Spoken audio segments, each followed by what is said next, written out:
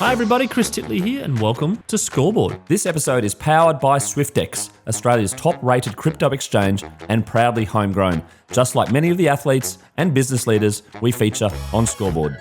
Hi, it's Chris Titley here. On today's episode of Scoreboard, the podcast, we're sitting in centre court at Hoops Capital East with Brian Goorjian. Brian, thank you so much for being part of this series, and what a beautiful Sydney day it is. No, it's a great day.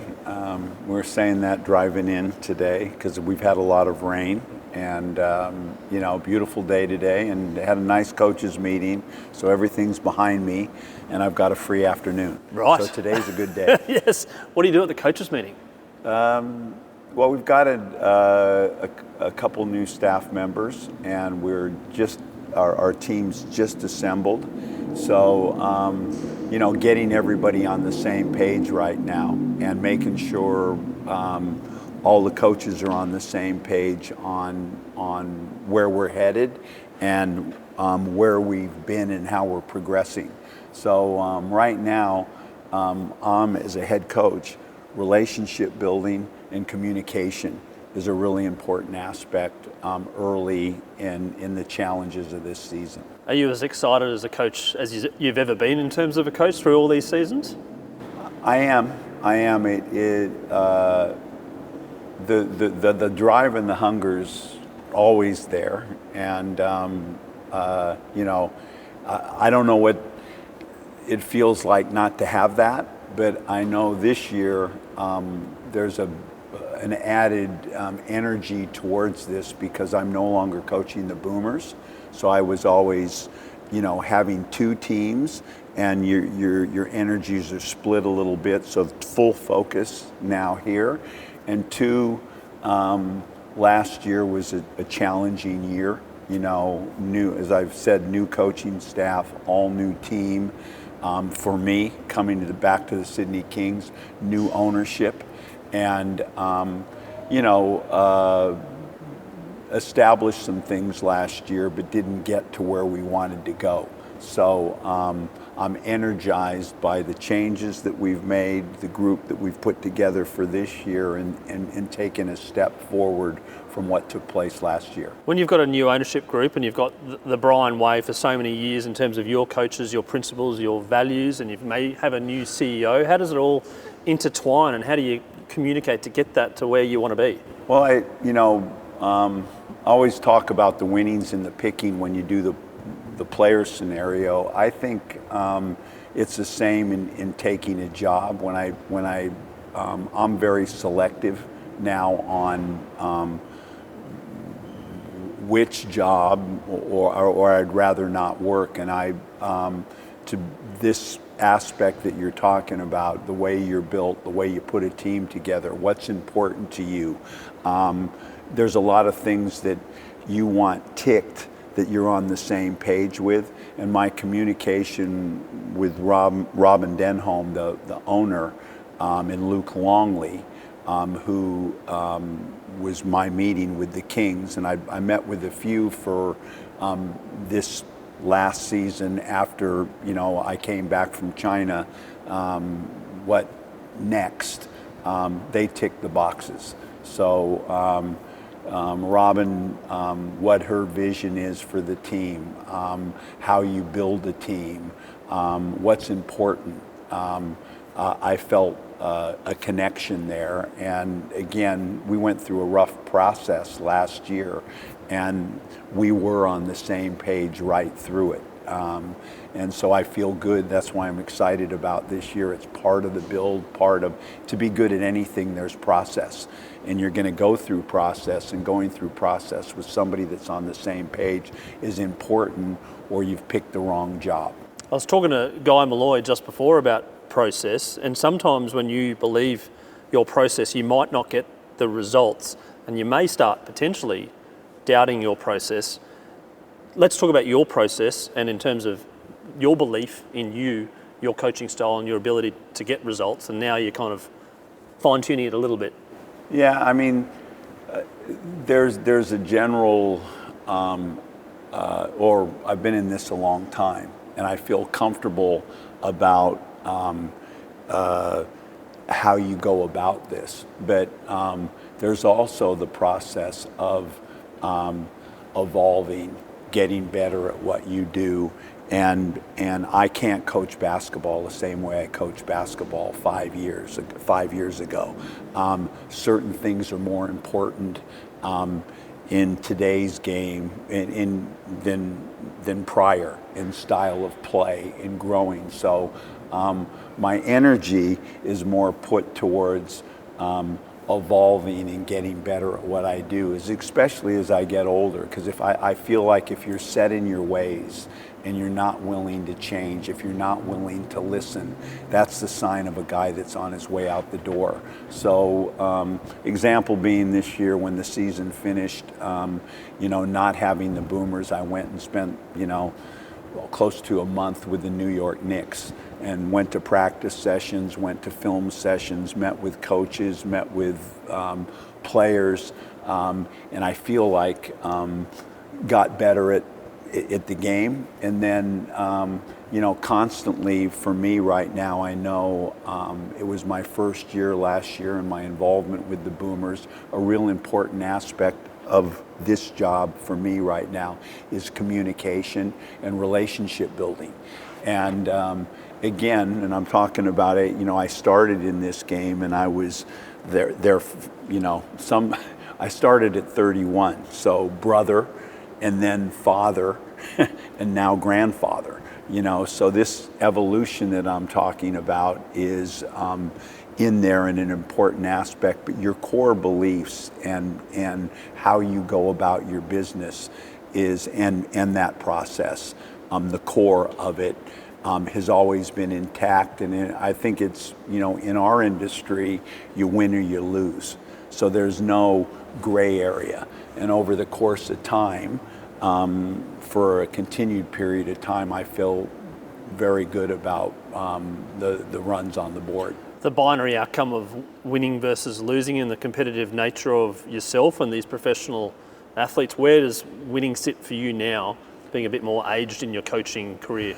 Well, the winnings, and again, it goes back to kind of the last thing about process, but I think the thing I get the most enjoyment out of now is the development, not only basketball-wise, but as the person. So now I'm at my age now, I've got guys that have played for me that are 50, and seeing them, the fathers, seeing them, the businessman, seeing them, the family man, the things, and that was always, in my development that was different here. It's a club system. We were brought up through school system, and we were always told, if you're part of this basketball team or part of this sport, you're going to beat your classmates in anything that you do because of the things you learn about being involved in this.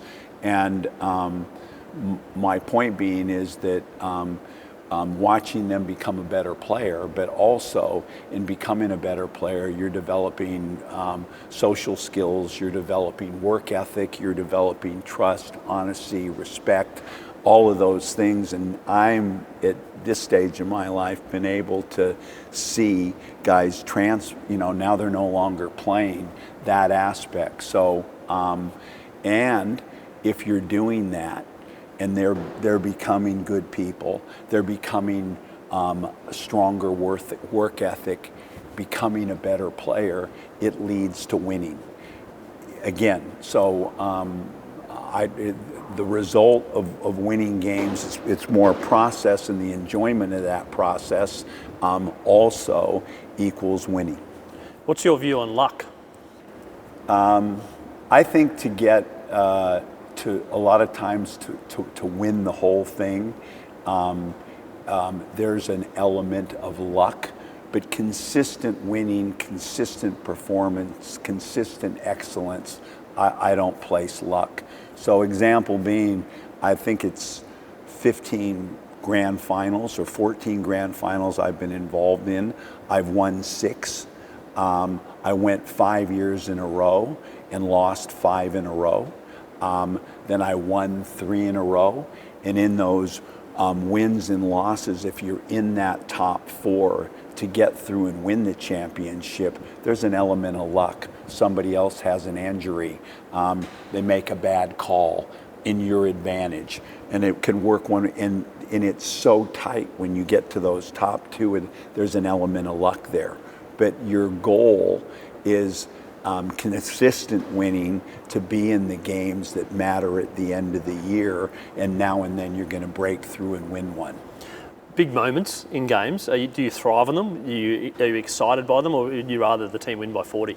I like, and we're talking about it now. When you said, what did you do? I was listening in, so that's fine. We talked about upstairs about our competition right now and the equality of what's going on in the NBL.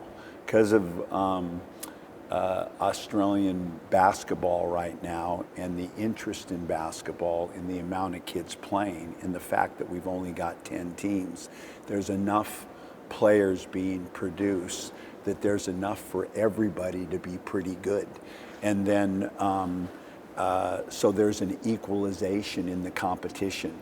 So coming into it, I've been into it before, where there's been the haves and have-nots, and you look at the schedule, and this one is going to be comfortable. This one, we know we're going to get one. And it was the same when I was coaching in China. This league right now, there's not one game like that. So I found it obviously too when I started in the national program, and you're with the Boomers, and you're playing Serbia, you're playing France, you're playing, Team USA. There's no easy games, and so I am energized now by the competition, and I'm excited about those moments and those opportunities. I was talking to the head of the BBL, or the general manager of the BBL, and they said they've had 5 different winners in 5 years, and you look at the AFL, 5 different winners in 5 years, and that from an audience point of view, you're like, wow, every game's entertaining, right? And rugby league this year seems to be a bit like that, whereas maybe rugby union, you've had 23 years of the All Blacks spinning against, and you've had various other things. But in terms of basketball and that excitement level, you got to be, I suppose, really, really in the moment to kind of go with the democratisation of international basketball and the development of grassroots. We're in for a big year coming in the NBL. 100%, and I think the difference from what you're taught when I've been in it, but in the past, there's been a change in equality, but it's been between 4 teams. You've got the Melbournes, you've got the Perths, but now you're adding Wollongong, you're adding Tassie.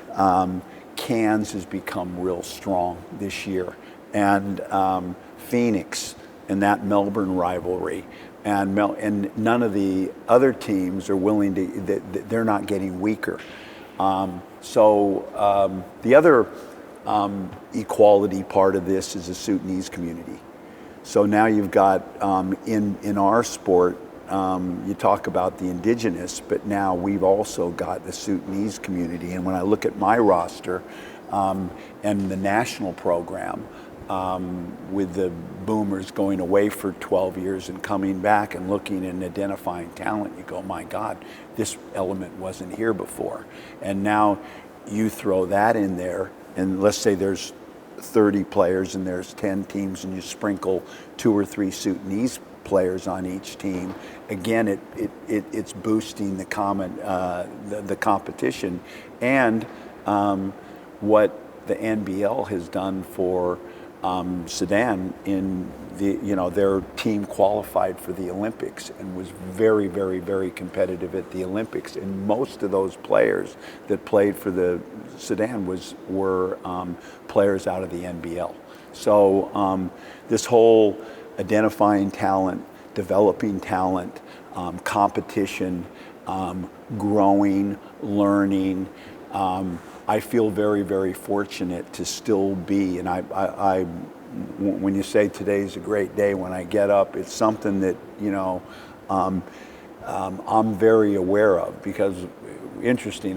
When I went back to the Knicks, I was around a lot of guys I haven't seen for 20, 25 years that I left Australia in 1977, America, and came here and saw my high school teammates and got together for a dinner.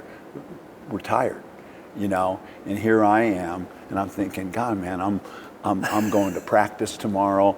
I'm energized, and I'm around these young guys. I'm around these young coaches. I'm learning. I'm growing. How fortunate am I? And then coming back and living in Australia, in a country like this, and being a part of a game that was a third-tier sport when I arrived here, and now. You talk about development, the development of the game at grassroots, right? 100%. Last 5-10 years? 100%. And just going through the roof. It's almost like a told you so moment, like basketball. It's kind of like, yeah, we're here, we've been around for a while. I was always, when I was in America, and when I was in 6th grade, and I went out for the basketball team, I was in California, there was baskets it's all outdoors. There's baskets everywhere, and there's 100 kids on the playground. And, you pick 10. And I always got asked when I came here, well, well, you go out for football. You go out for, if you get cut, you join the band, where you came here. And I remember my first couple practices with Lindsay Gaze at Albert Park, and 6 o'clock had come, and we're running up and down. You got to get off the court, State Bank's playing ANZ Bank, social basketball, 6 o'clock at night. I'm like, what is this? So, everybody here, it's clubs, and everyone plays where the American system was very, 6th grade, you make the team, these 10. Then, 7th grade, there's more kids, and then these elementary schools feed a junior high school, and now you have 3,000 students, and then you go into high school, and now there's 5,000 students, and there's only 10 players. So this system is, and now we're getting coaches, we're getting top level, we talked about the Sudanese community, but the Australian players now, they're seeing NBA players, they're seeing, Australian rules football is Australia's sport, and they promote the hell out of that, and they do a great job with that. We used to always say, but basketball is a world sport.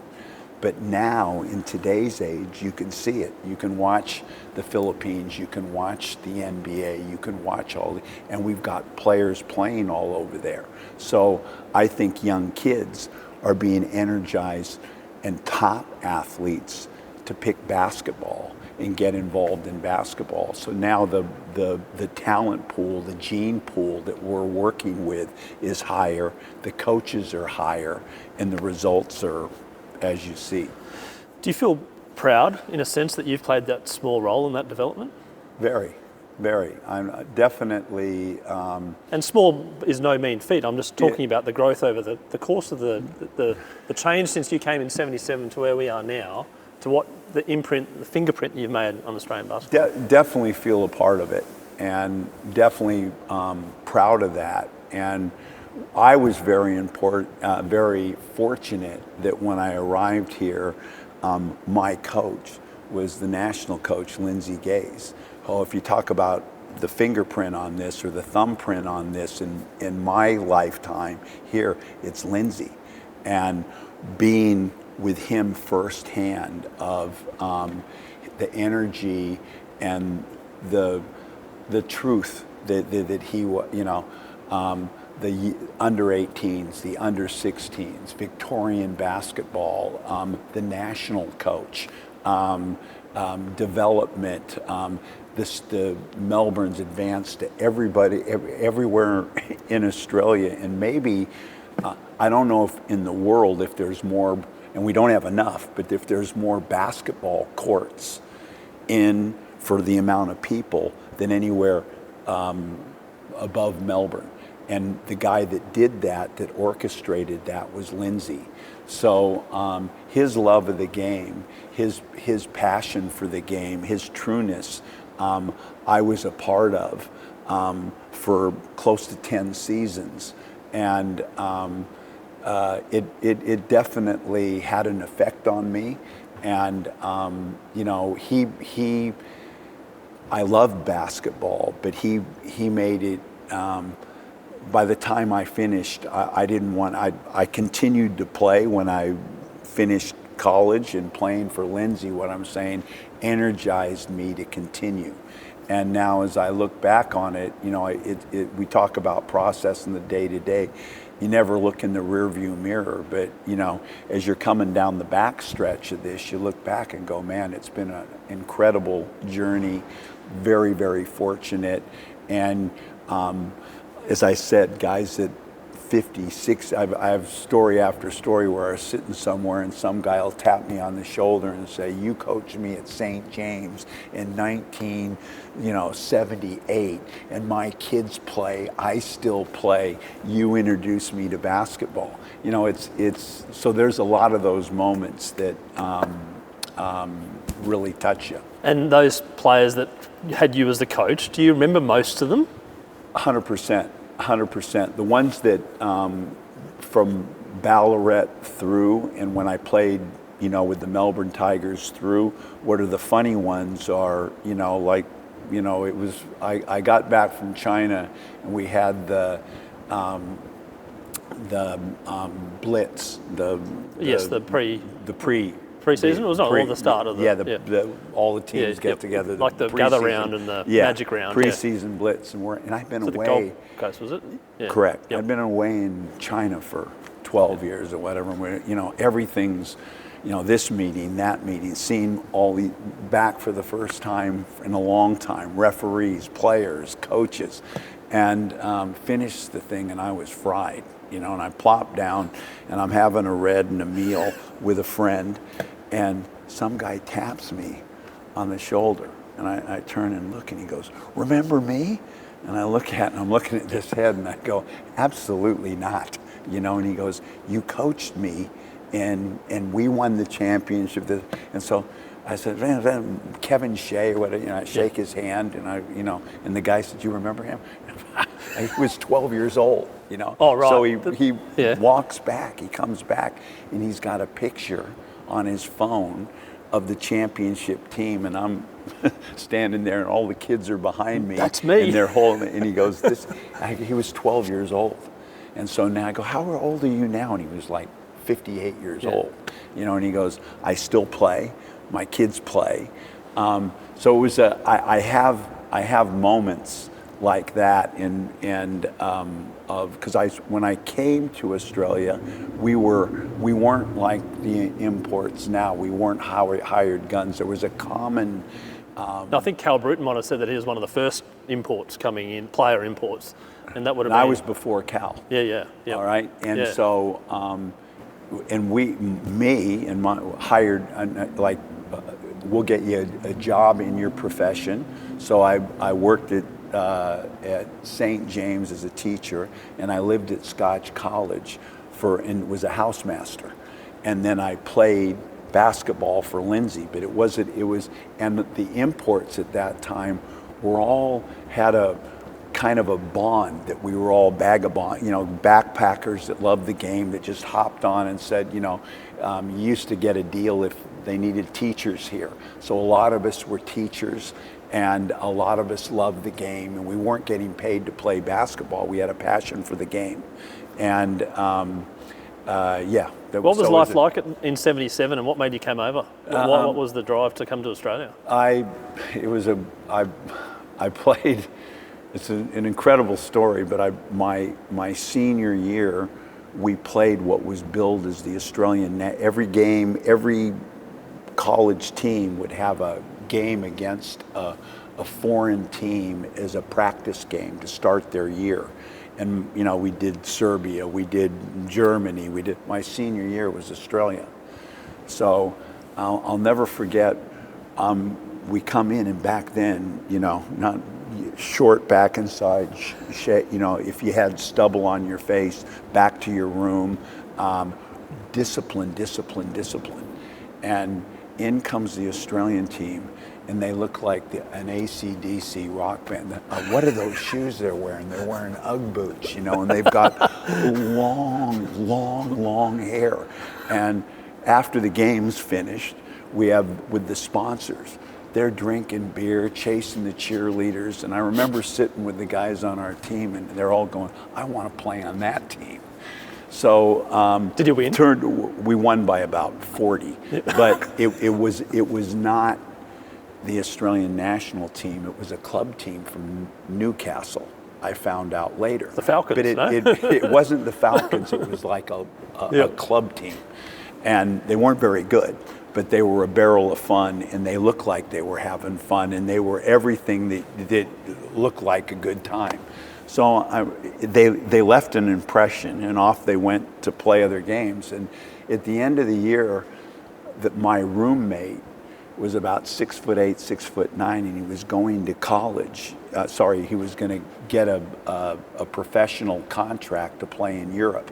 So there was a goodbye party for him, and his junior college coach who was famous, came to the deal, and he was sitting next to me. And I remember sitting there going, God, man, I wish I could play overseas. And back then it was always big guys, and I was a guard. You know, my position was a perimeter player. And he goes, I'll tell you what, I just did clinics in Australia.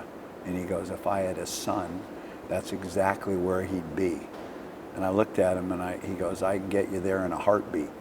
So he goes, I'll get back to you. So he called me up, and he gave me Lindsay Gaze's phone number, because that's who he did clinics for in Victoria.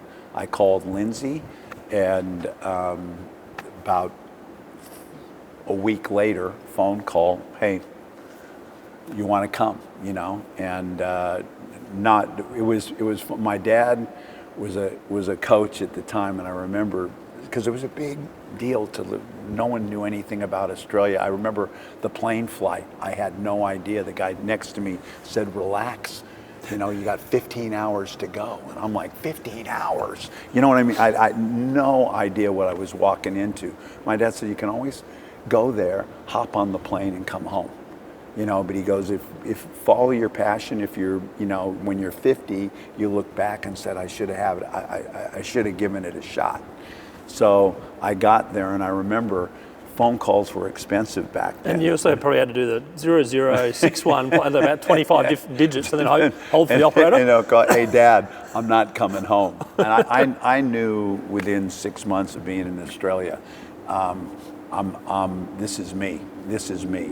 I loved the whole Melbourne experience, being fortunate to be with Lindsay, and that whole aspect, the lifestyle, the place, everything about it. And within 6 months, I'd already made my decision.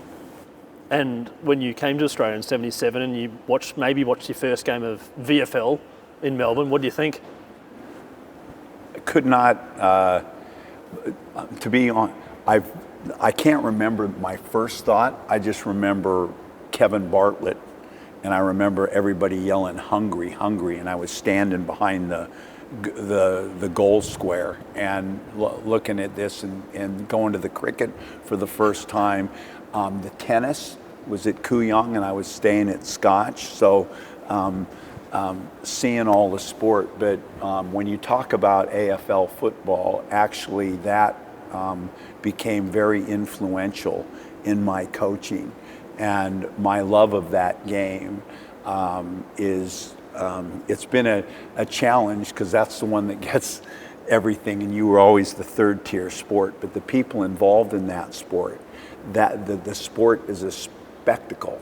I think it's incredible. And the coaches that have been involved in that game because it was funny, when I finished playing for Lindsay, I went right into head coaching, and I went back to the States, and I'm going to do a 4 or 5 day coach, learn a little bit about it before I go to Ballarat and coach. And one of the things said to me, and one is, they're going to be great. There's something they're good at over there, and sport crawl into it and grow, and basketball didn't share much. There wasn't, and there wasn't, didn't have much relationship there other than Lindsay, and Lindsay was the arch rival, so, I got into Australian rules football, and back then it was Terry Wallace, Nathan Buckley, I can, which era are you talking about? Right, all the way through. Like the Hawthorne era, the Gary Buckenauer and Jason Dunstall and all those. Those guys as players, but Tony Shaw was an ex-basketball player, and I said Terry Wallace was an ex-basketball player, Paul Roos, and then when he was at the Swans, Nathan Buckley, as time went on, but just Robert Walls, David Parkin. My memory and horrible with names, but those guys, I would go to their practices, learn. I think Australian rules football in sport in general in Australia is if you don't have teamship, if you don't have that togetherness, you can't win. It's the edge you have to have. If you don't have it, you're not going to win at all. Where in America, you go to if we get along, great. If we don't, get your 15 points and 10 rebounds, do your job.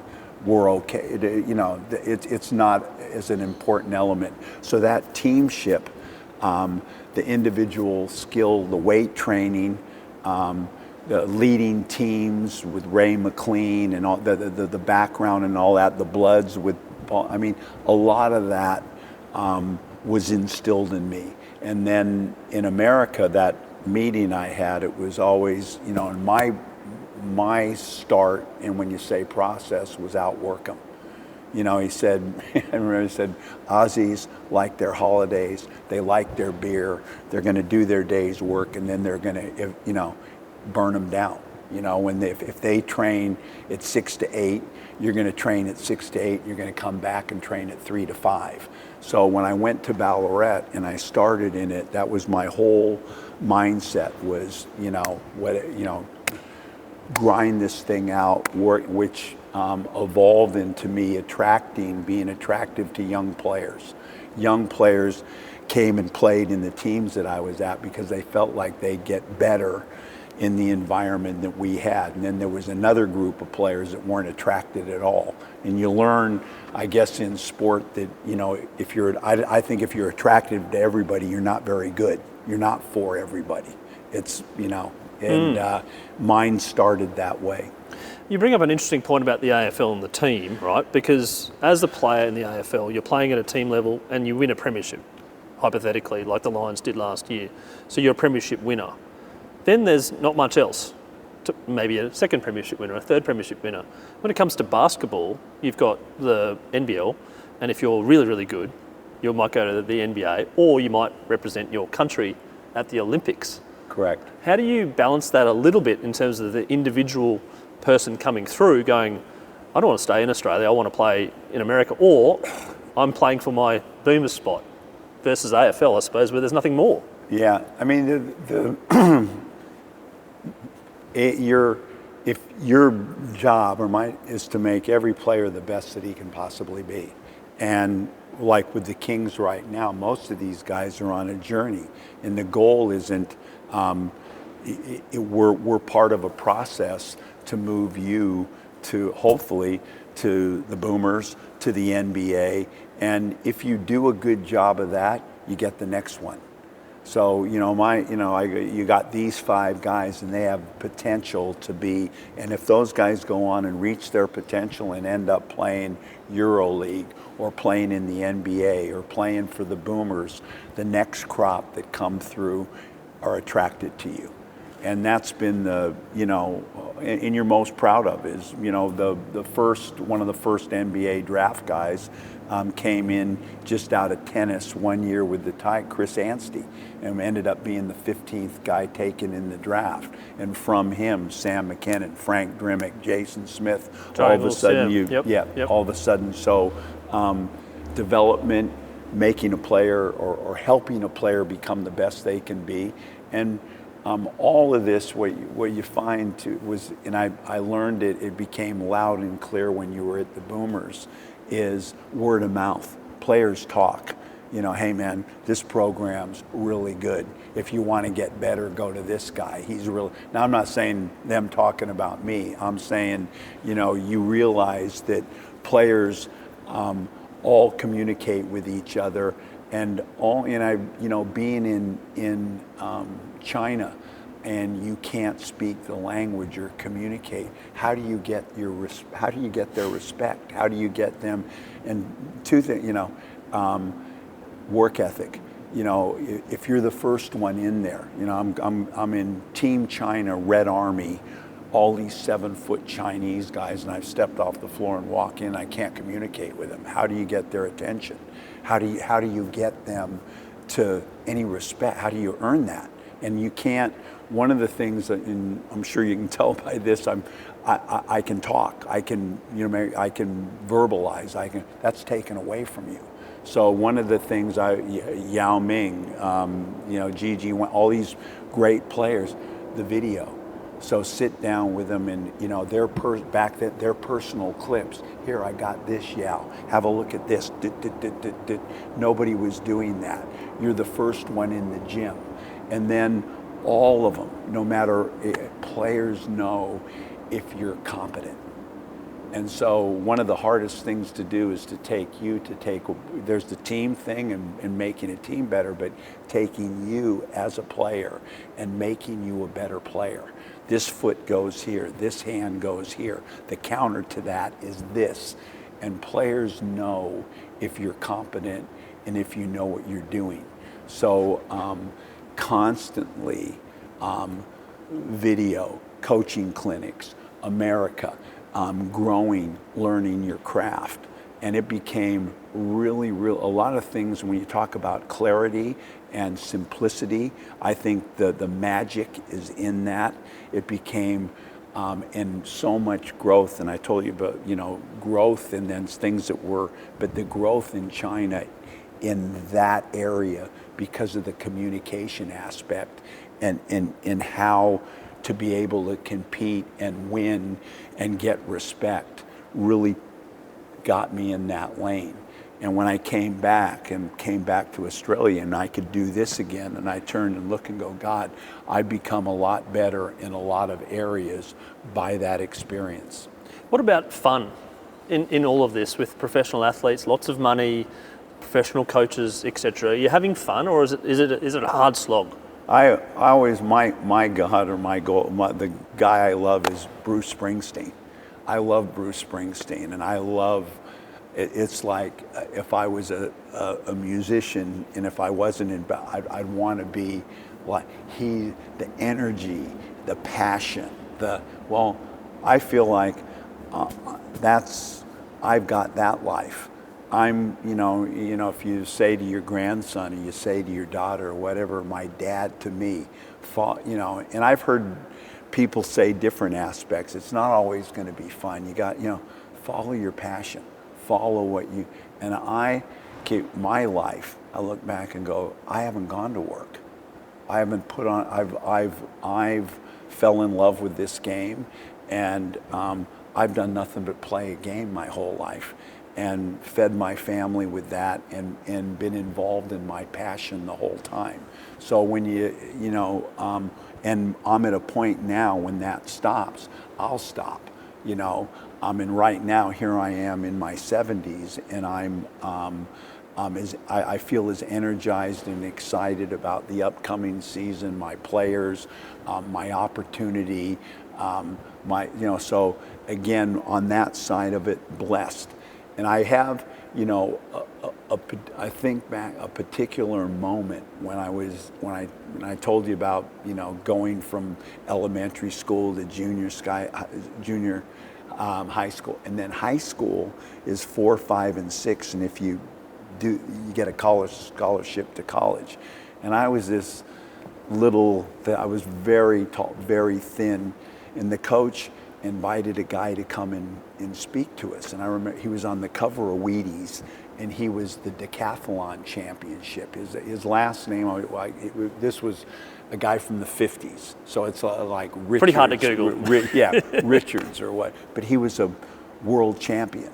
And he came in and everyone's sitting down and you're just riveted. And I just, it was hard I had the attention span of a blowmouth, but he had my attention. His presence, and he turned and you know, I think of Tom Hafey, that kind of body, that kind of presence, you know, he just, you know, and I'm like this, and he goes, you can be, ordinary people do extraordinary things, and basically the message is you can do, and it's all up to you. Whatever you put in, whatever you can be, and I'd never thought like that. And then when he finished, the message hit me, and then he walked over and he grabbed a ball off the ball rack and he kissed it, and he goes, if you're good to this, it'll take you places you can't believe. And in a world that, and I think of that message when here I am in Tokyo or in Paris with the national team, going out to play Team USA and back to that day. When you say you reflect on something all the time, that one hits me all the time, man. Like where that ball's taken me.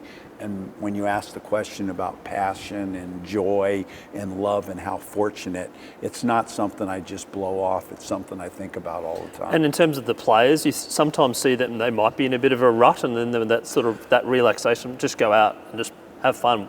Go back to your roots and why you play the game. Or is it very, very, very much a thought process. Are they having fun? Are they enjoying this process? Are they bawling? Are they? And that there is an element of discomfort in different periods of time that you got to communicate to it. But the point that you're making, I'm much more aware of it than I've ever been. Is this? Are they enjoying the game? Are they loving the game? Are they energized by the game? And it's funny, I think about it with my grandson who's starting to play now at 8. No, don't force him on the bat. You got to make 100 shots when you go, fall in love with the game. And the point that you're making, I think there's a part of coaching that our conversation can't touch. Do you have feel? Is every guy different? Hell yes. Do I teach everybody the same? No. Certain guys are taught in certain manners, and certain guys need a hard hand, like this. Certain guys you need to back off and hit them with 4 positives or whatever. Certain guys you got to give breaks to, but there is definitely something that I evaluate and talk about, and it's the same with the coaches. Are they getting better? Are they growing? Are they getting nurtured? Are they getting opportunities? It's a big part of this. And the players are considered high performers, but then let's talk about the coach. The coach has to be high performing as well in an organisation. What keeps you high performing? What keeps you at the highest level in terms of being the best that you could possibly bring to the team? I think, and I said this, the most important thing for me now, and hard as you get older, is Grandpa talking to, are they looking at me like some, well, you mentioned the attention span before. The attention span's dropped a little bit in terms of nowadays? Communication, relationship building, and am I learning? Am I growing? If you don't evolve with this thing in our sport, and I constantly look, and I told you about Australian rules football, and go back to the name Jason Dunstall, Plugger, guys like the game's north, south, side to side, ball movement, player movement, pressure on the ball. Our game's the same.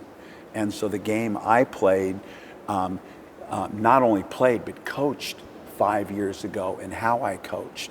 Run a set play, run it until you know every aspect of the set play, and you sit in it and you just grind it out.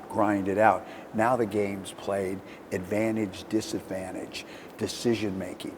So you're playing at pace, you're playing it, and so how do you coach that? It's completely different coaching than I coached 5 years ago. So the practice point, take away the dribble, add numbers, take numbers away.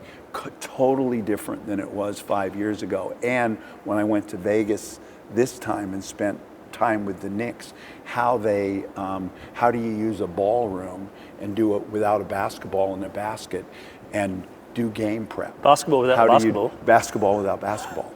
Basketball terminology. I use this, and now they say this. Run wide, scrape the sideline. I like scrape the sideline. Never heard it before, but there's probably 10.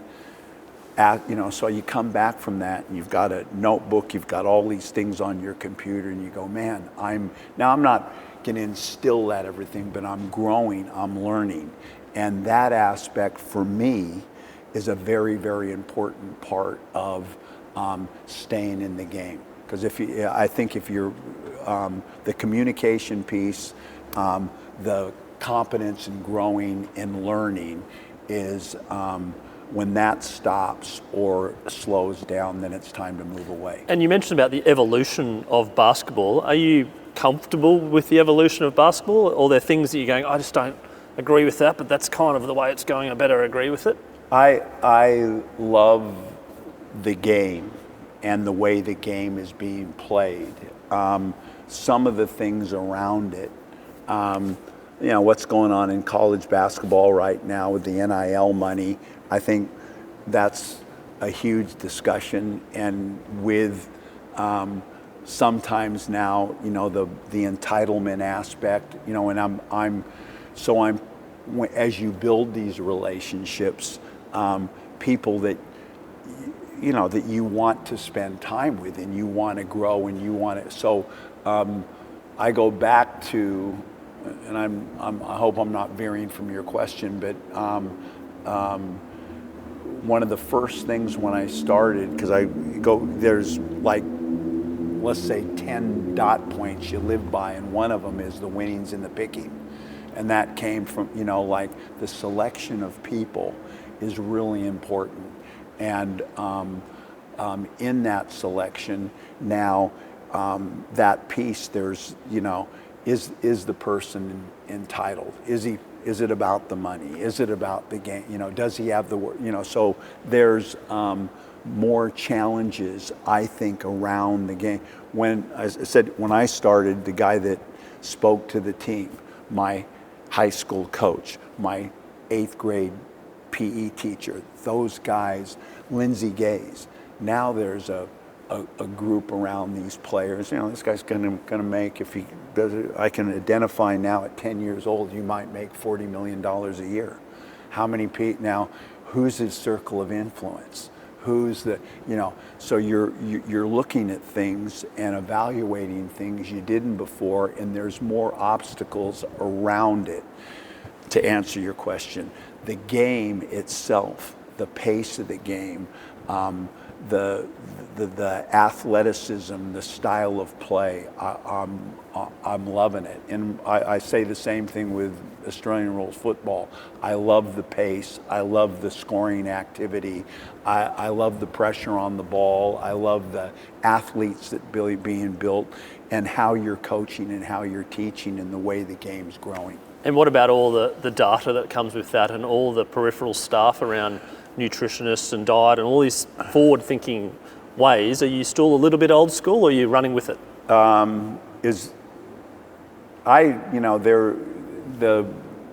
You're constantly looking for an edge. So it started with me from the football, was the teamship, the conditioning, the way.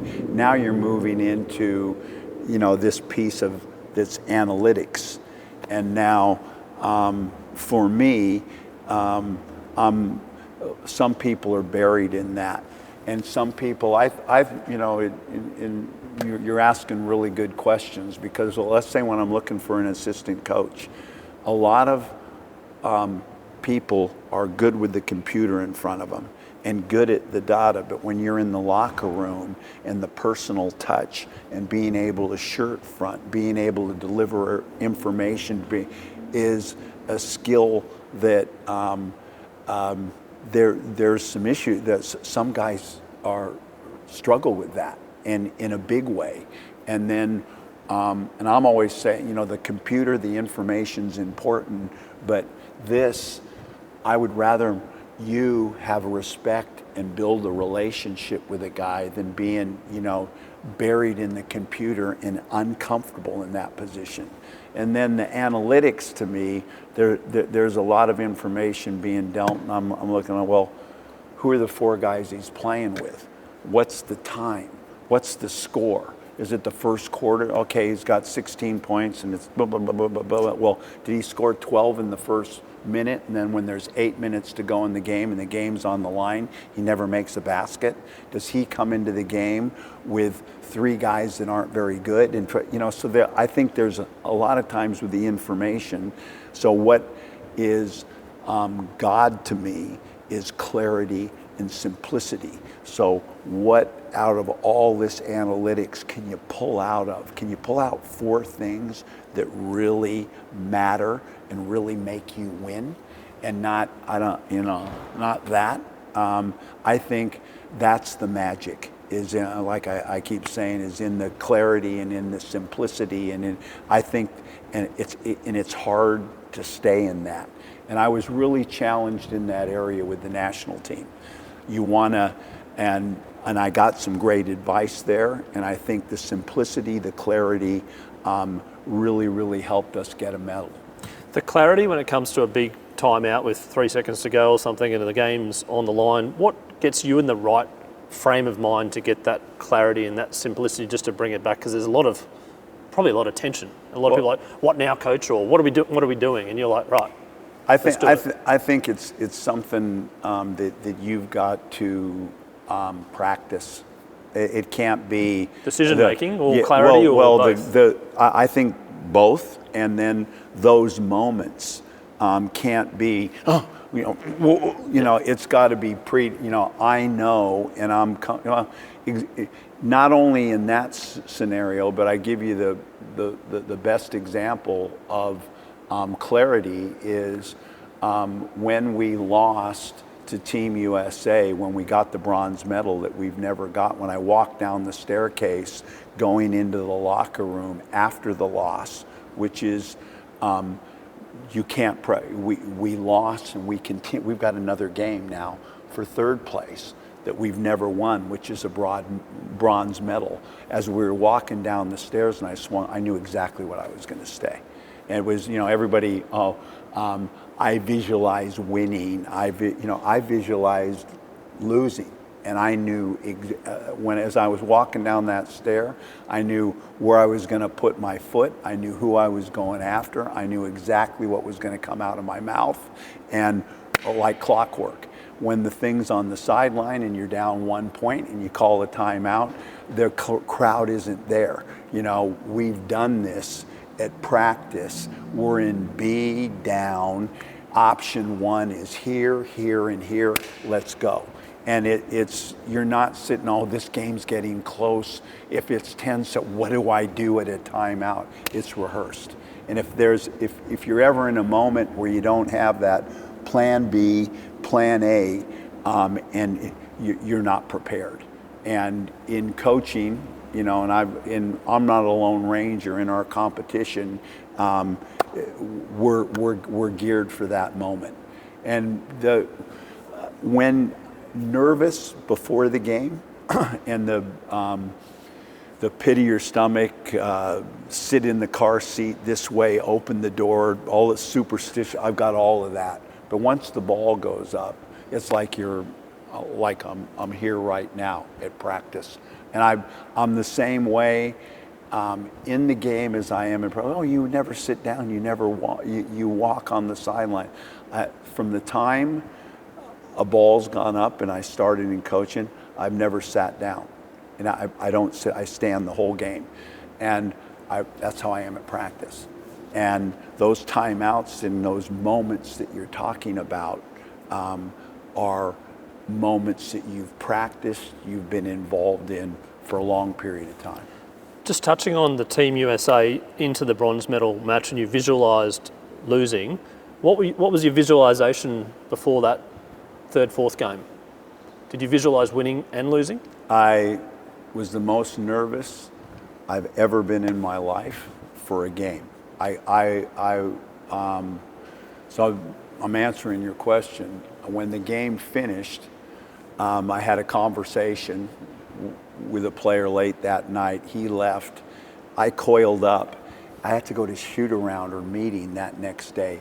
Really difficult to get out of bed, really difficult to move. And then the rest of the day, I had that door shut and I was in there. And I'm nervous before a game, but I'd never been like this before. And I thought about it, and the reason why I was nervous, I could not imagine, I had no of what to do going down if we lost that game.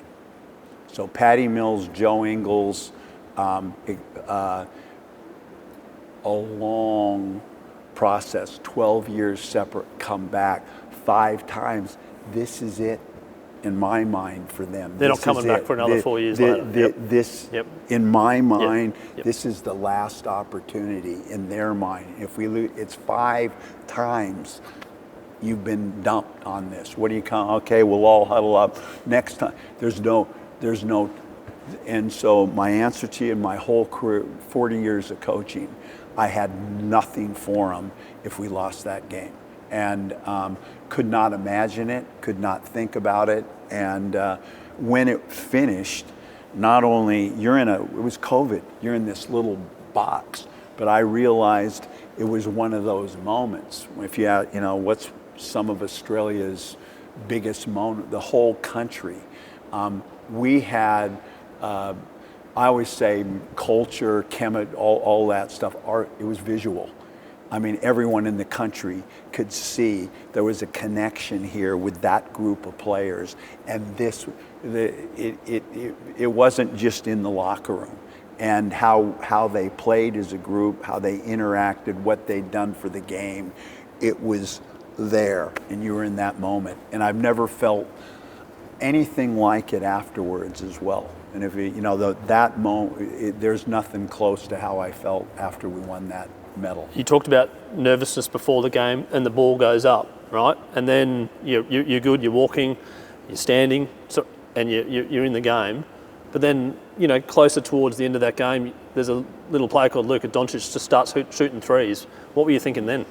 Well, you're in the moment, and the only time I thought anything is I had enough time.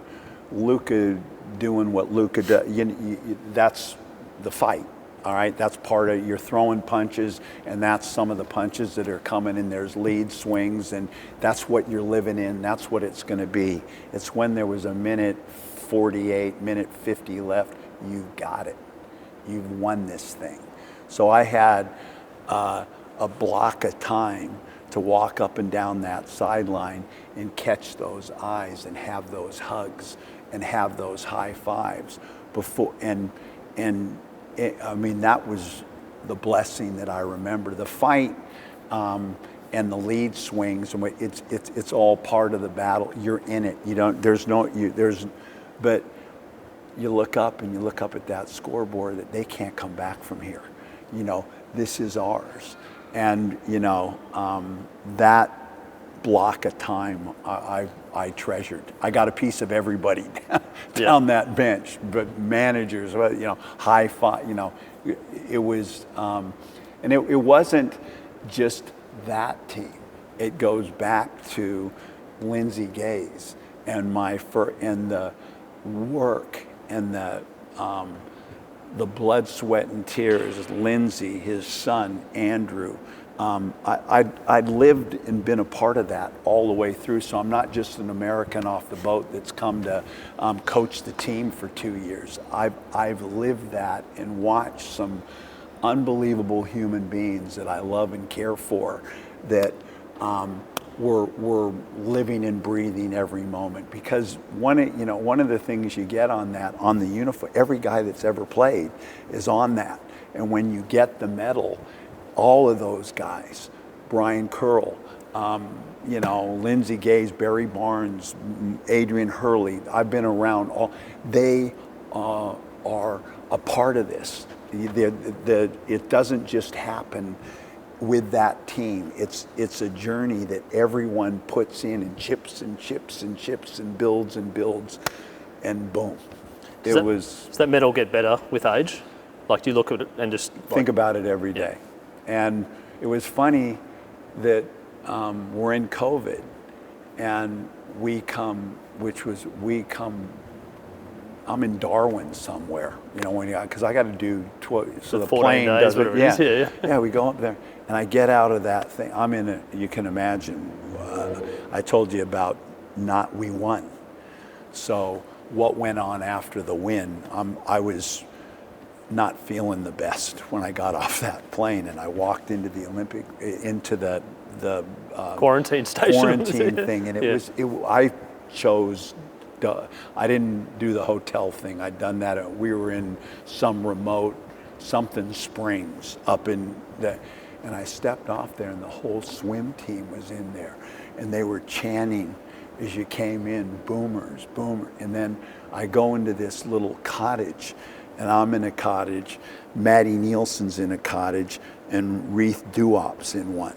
And I just passed out. I've been to bed for 3 days. I passed out, woke up about 10:30, and go and grab a coffee and go. It's 1,000 degrees where we were, and sit out on the front step. And I'm got the coffee, and I turn over, and there's Maddie Nielsen sitting there, and he goes, looks at me, and he goes, we have that. How good was that? How.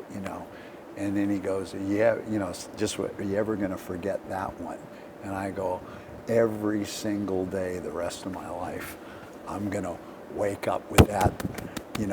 I don't need the medal, I'm wearing that around my heart, that medal around for the rest of my life. And no matter, I think to do that it's not, it's not just Australia, but this whole region of Lebanon, because I did the China thing, Lebanon, Iran, Japan, Korea, the Philippines, been there, had players from there.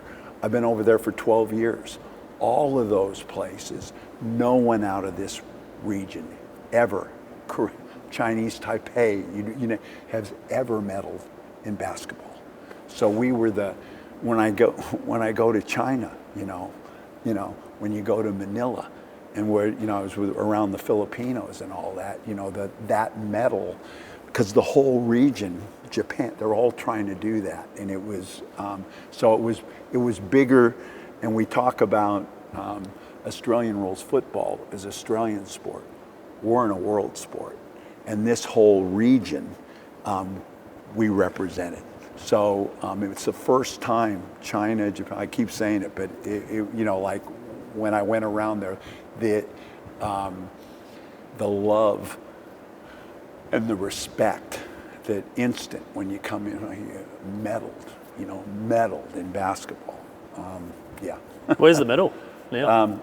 Coaches don't get one. Oh, okay, right. Coaches don't win. But are you okay with that? 100%. Yep. I was told. I always, when I got my championship rings from the NBL, I always gave my championship to ring somebody special in the journey. And then somebody said, because I was told this prior about the ring, and I thought about it, and he goes, I don't need a ring. I have a ring around my heart for the rest of my life.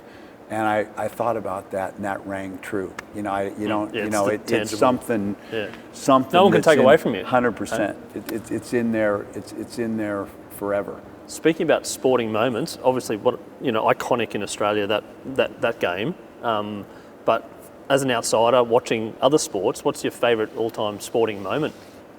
That doesn't involve the boomers. I know. It's hard to beat. This will crack you up probably and blow it, but one that really got to me that I knew nothing about, that being in Australia and was the America's Cup. And it's the third time, right? Third time. Trevor Hendy was on the America's Cup. He's iconic. Yeah. I just knew nothing. I didn't even know who Dennis Conner. I didn't know anything about a boat race. Nothing, but how it captured the country. And then the funny part about it is this accent. Back when that took place, there wasn't a ton of us over here, and wherever I went, it was like, we kick your ass, you piece of, you guys suck, like, and I'm that thinking, guy's American. Go give it to him. And pubs were in my age at that time, many a time, but you'd walk in. But I had totally into Australia winning that. And the keel, the whole, like I got, and I was absolutely, I'm thinking back, like, was there anything, NBA championships, footy you get emotional, but this was something that touched me that I always think about. Kathy Freeman, that was incredible. We had Kieran Perkins on recently. Yeah, there's Rory McIlroy at the Masters. And I honestly think about the boomers in that, because it, whatever happened, a first and is something you can't duplicate. So that was a special. And when it comes to sporting events, we've got a sponsor here at Scoreboard, which is great. And it's Swyftx out of Brisbane. They're Australia's most trusted cryptocurrency platform. They've got over 1.2 million users in Australia and New Zealand. As part of their sponsorship, we've got this little segment called the Bucket List, Brian, which is a sporting event which you haven't attended thus far, that you would love to attend. And as part of their new catchphrase, where can crypto take you? Your bucket list, Brian. It's because my life, I've been to events that I'm not a wealthy man. I feel like I've led a life because of my position. Like, I'll never going to Rod Laver and watching the tennis Grand Slam, watching Agassi and Borg, and in my generation going to the car race at Albert Park and going, and I'd never have the opportunity to do this. One of the things that I've always wanted to do is, I love college basketball. I've been but I've never been to a Final Four, which is a March huge, Madness. March Madness, and all the coaches get together and everyone comes. And I've always been here and always been involved in sport, and not been able to do that. So I know when I retire, I'm going to hit that one. But they're on the bucket list, the Grand Slam, a car race. But I've had the opportunity to do that because of the fortunate position of being but the a March national Madness, coach the March Australia. on the calendar doesn't work with you, right? No, so correct. Is there a particular But university you'd like to see there at all? Oh, I mean, my alma mater, Pepperdine, is, but I emerging. That's a given there. That, but I just right now, and it's funny, in the same thing in Australian rules football, you kind of follow coaches. I'm more into coaches than right now, Luke Beveridge is somebody that I've helped me immensely with this boomer situation. So Bulldogs, David Parkin when he was there, Robert Walls when he was there, Terry Wallace, I remember when they did the whole zoning thing and they beat Essendon with in watching and the basketball thing. So a lot of times in the sport here, I haven't grown up with, being in this particular place and this particular team. It's like, God, I really like this guy and I really hope his team wins, and you kind of follow that. And then if he's out and another one comes in and you like him, or if he shifts teams. Paul Roos was incredible when I came to Sydney for the first time. Yep. and came the first time. 60-something years, was Yes, it? Yep. yeah, and he was doing the whole bloods situation with the swans and sharing knowledge. And So you're a Swans or a Bulldogs fan? Which one? right now, I'm a Luke Beveridge fan. There you right go. now. Yep. Yeah. So go the yeah. Bulldogs. Yeah. Yeah. Yes, sir. And 16 would have been fun for you then? Yes. Yeah. Yes. I've had Dale yes. Morris on and Tom Boyd on the podcast, yeah. and just special Yeah. moments, the premierships, just special. Yeah. One last question, Brian. It's a piece of advice for younger athletes now that want to take it to the highest level, want to play for the Boomers or the Opals or whatever it might be. Some advice to a younger person now in 2025. I love that, and I was saying you can be your development is within your control, and what you put in, you get out. So, I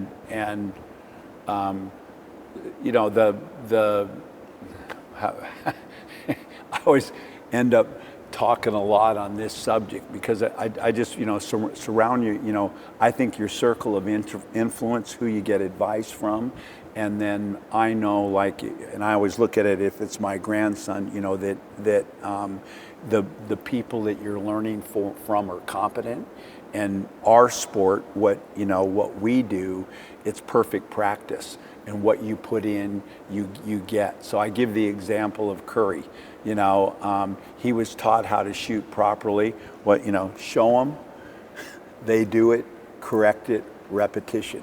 And so the work that he put in. So why does he shoot? He shot more than anybody else. Perfect and work ethic. So to me, it's what you put in, you're going to get out. So if you're serious about something and want to do it, give it everything that you got, and make sure that the circle around you, the people that you're listening to, the people you're learning from, the people you're taking advice from, are of high degree.